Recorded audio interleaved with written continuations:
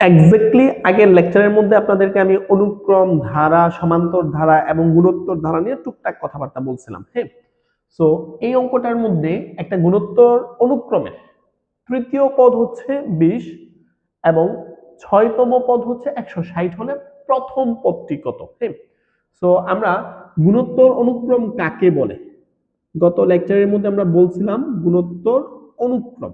হ্যাঁ, যদি দুইটা পদের বিয়োগফল সর্বদা সমান হয় এটাকে সমান্তর অনুক্রম বলা হয়।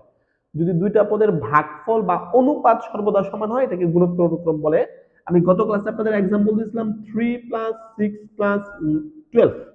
যেহেতু অনুক্রম বলছে সেহেতু প্লাস আকারে থাকবে না, আমরা কি দিব? কমা দিব। এরপর হচ্ছে 24 প্লাসের ডট ডট দিয়ে আমরা শেষ পদ পর্যন্ত গেলাম। কেমন? এখন কথা হচ্ছে যদি এই দুইটারে বিয়োগ করেন তাহলে 3 হবে, এই দুইটারে বিয়োগ করলে 6 হবে, মিলতেছে? দেন শিওর নট।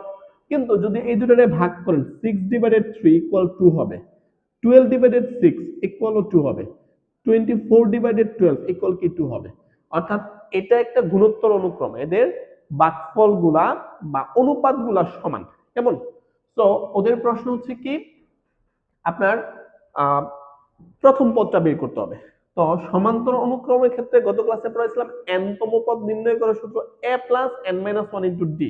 আর গুণোত্তর অনুক্রমের ক্ষেত্রে n-তম পদ নির্ণয় করার সূত্র হচ্ছে a r⁴ n-1। এখানে এখানে প্রথম পদ ইকুয়াল হচ্ছে a সাধারণ অন্তর ইকুয়াল হচ্ছে, এখানে সাধারণ অন্তর না, এটাকে আমরা অনুপাত বলবো, সরি ফর দ্য মিস্টেক। অনুপাত হচ্ছে আমরা কি লিখবো? আর লিখবো। এবং পদ সংখ্যা ইকুয়াল হচ্ছে আপনার n। সো চলেন অঙ্কটা যদি রিটেনে আসতো তাহলে আমরা কি করতাম? প্রথমে লিখবো ধরি গুণোত্তর অনুক্রমের ক্ষেত্রে, গুণোত্তর অনুক্রমের ক্ষেত্রে আমরা প্রথম পদ ইকুয়াল a সাধারণ অনুপাত ইকুয়াল হচ্ছে আপনার r এবং পদ সংখ্যা ইকুয়াল হচ্ছে n। এখন কথা হচ্ছে আমাদের কি করতে হবে? তৃতীয় পদটা, ওরা কি বলছে প্রশ্নের মধ্যে বলছে তৃতীয় পদ হচ্ছে 20। আচ্ছা, তাহলে আমরা জানি n-তম পদ ইকুয়াল a r⁴n-1। সো আমাদের এখানে তৃতীয় পদ বলছে, অতএব তৃতীয় পদ equal a r⁴ that means a r2 হবে। তাহলে আমি প্রথম শর্তানুসারে কি লিখতে পারি? প্রথম শর্তানুসারে লিখতে পারি a r² ইকুয়াল হচ্ছে 20। This is equation number 1। এবং ওরা কিন্তু আরেকটা কথা বলছে 6তম পদটি 160। তাহলে আমরা এখন প্রথমে আবার কি করব? 6তম পদ ইকুয়াল a r6 - 1 মানে a r⁵। তাহলে দ্বিতীয়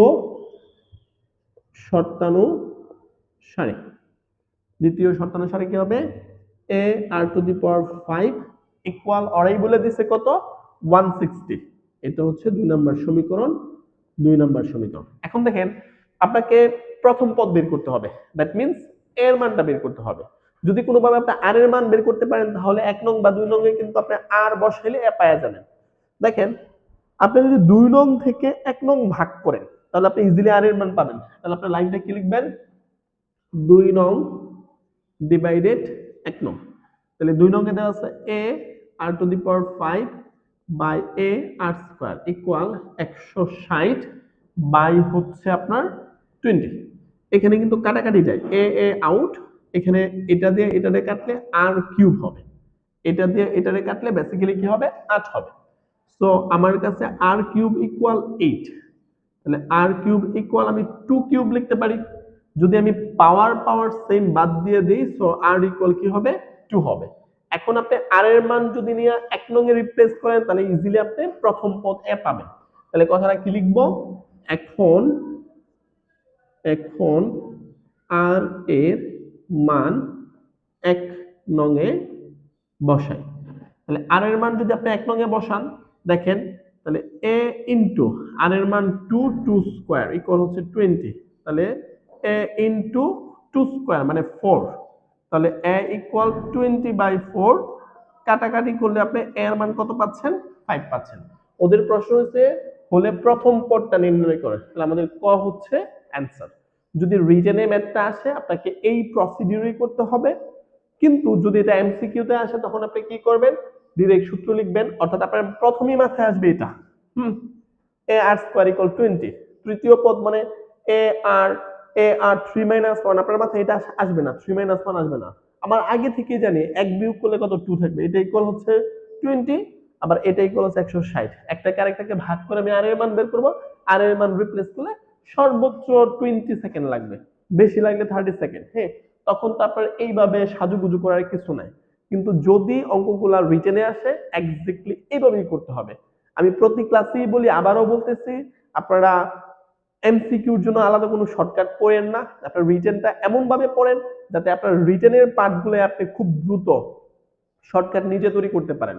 যদি আপনি এমসিকিউর জন্য শর্টকাট পড়েন তাহলে আবার আপনাকে নতুন করে কি করতে হবে? রিটেন মানে পড়তে হবে। এটা আসলে খুবই বাজে একটা ব্যাপার।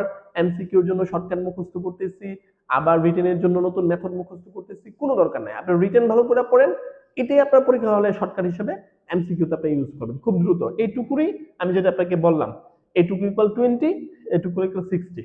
ওকে, পরে আপনি ভাগ করছেন আর এর মান পাইছেন। তো আপনারা বিভিন্ন জায়গায় মানে শর্টকাট মেথড দেখে মানে খুব বেশি ইন্টারেস্ট ফিল দেখায়েন না, কারণ হচ্ছে এগুলা বেসিক্যালি আপনাকে পিছনে টেনে নিবে। অলওয়েজ রিয়েল ওয়েতে রিয়েল মেথডে আপনি ম্যাথ করেন, একটু টাইম লাগলো এক সময় আপনি এর অ্যাডভান্টেজ পাবেন।